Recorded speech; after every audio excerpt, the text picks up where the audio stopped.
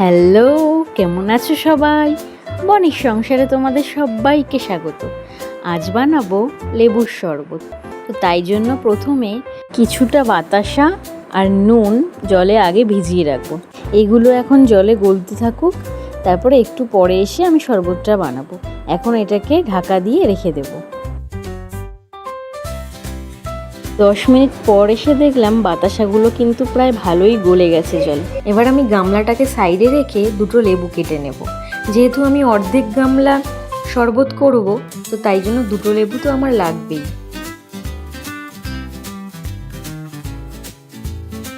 এবার এর মধ্যে আমি কিছুটা ঠান্ডা জল মিশিয়ে নেব।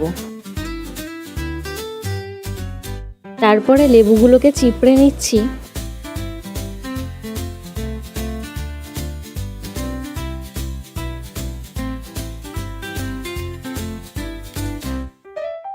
এবার এর মধ্যে আরও কিছুটা পরিমাণ চিনি মেশাবো, কারণ যতটা বাতাসা দিয়েছি তাতে পুরোটা মিষ্টি হবে না, তাই জন্য।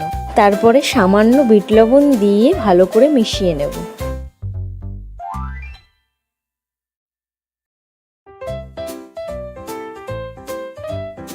হয়ে গেছে পাতিলেবুর শরবত রেডি। এবার গ্লাসে ঢেলে সবাইকে দিয়ে দেবো। তো যাই হোক, ভিডিওটা তাহলে এখানেই শেষ করছি। ভিডিওটা ভালো লাগলে একটা লাইক আর একটা কমেন্ট করে দিও, আর আমার চ্যানেলটাকে সাবস্ক্রাইব করে দিও। টাটা।